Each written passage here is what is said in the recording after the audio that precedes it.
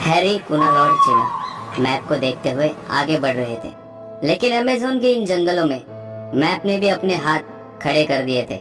पता नहीं कितने घंटों से वे तीनों इस जंगल में गोल गोल घूम रहे थे। समझ नहीं आ रहा था कि इस जंगल का दूसरा छोर कहाँ है। हैरी और कुनाल ब्राजील में अपने वर्क वीजा पर आए थे। जीना ब्राजील की रहने वाली थी, जो उनके ही ऑफिस में काम करते थे।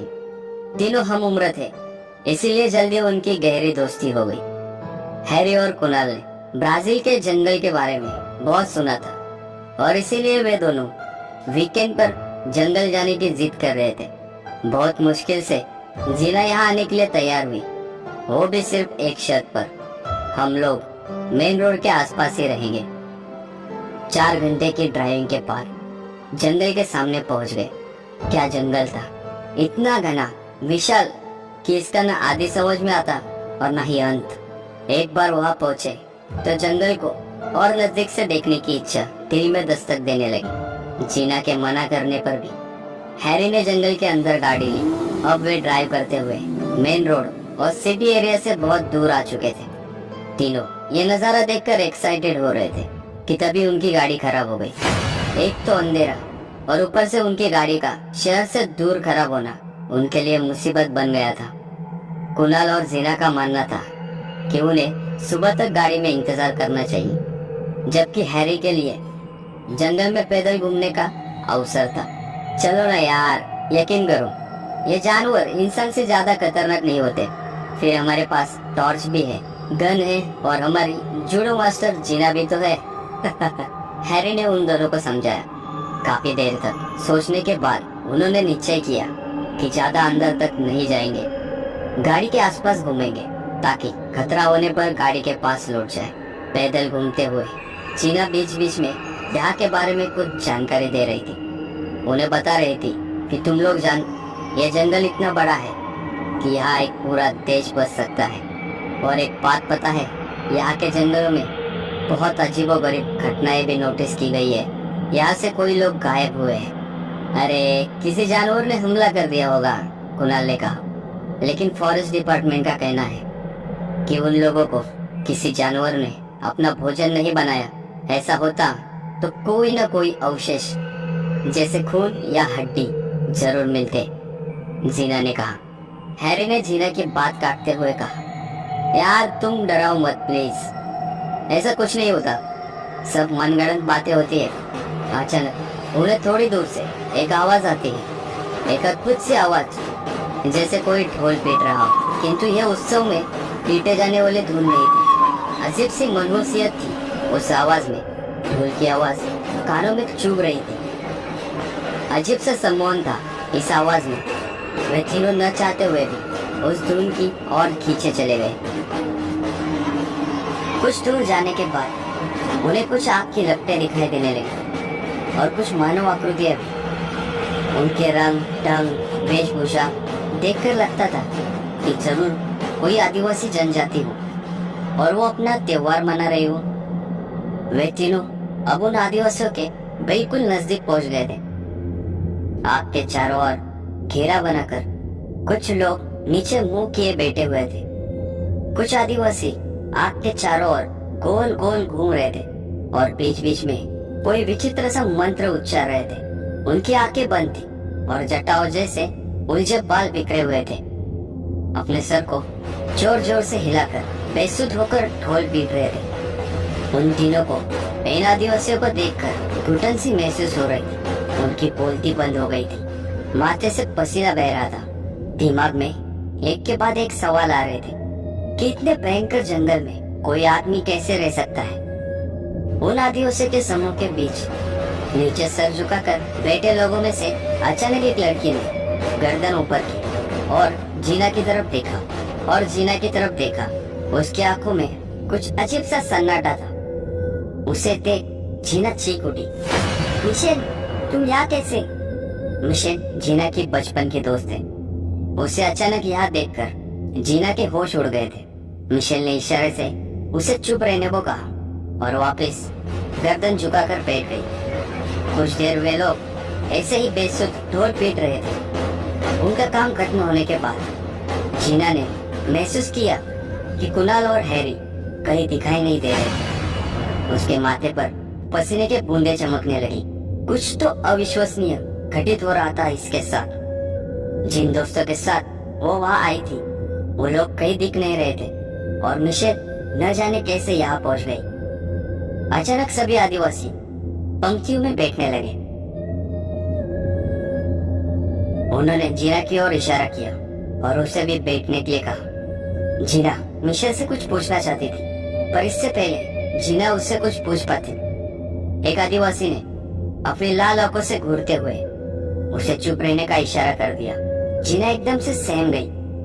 नीचे बैठते ही एक बर्तन में भोजन जैसा कुछ परोसा गया। भयानक नुकीले औजार लेकर दो आदिवासी एक पंक्ति में खड़े हुए थे। मुखिया जैसे दिखने वाले एक व्यक्ति ने सबको भोजन करने का इशारा किया और सभी मगन होकर खाने लगे। जीना ने अपने बर्तन से लेकर एक टुकड़ा अपने मुंह में रखा और मुंह में रखते ही उसे उल्टी आने लगी। वही दूसरी ओर उसकी दोस्त मिशेल बड़े मजे से भोजन खा रही थी। उसकी आंखों में एक अजीब सा वशीपन झलक रहा था। वह दोनों हाथों में भरकर बेहुदा तरीके से जल्दी जल्दी भोजन खत्म कर रही थी। उसका भोजन खत्म होते ही वो उठ खड़ी हुई। उसके मुंह के चारों ओर भोजन चिपका हुआ था। जीना का दिल मानो तैयार नहीं था कि यह उसकी दोस्त मिशेल हो सकती है। इतना बेहुदा और बदबूदार भोजन ऐसे जानवरों की तरह कौन खाता है भला? जीना ने नजर दौड़ाई। अब उसे कुणाल और हैरी की चिंता हो रही थी। क्या हुआ होगा उनके साथ और कहाँ गए होंगे वो दोनों? जीना अभी सोच ही रही थी कि अचानक वहाँ भगदड़ सी मच गई। मिशेल भी अपनी जान बचाने के प्रयास में जहाँ समझ आया वहाँ दौड़ पड़ी। एक टूटी सी झोपड़ी को देख जीना उसके भीतर जाकर दीवार के पीछे छुप गई।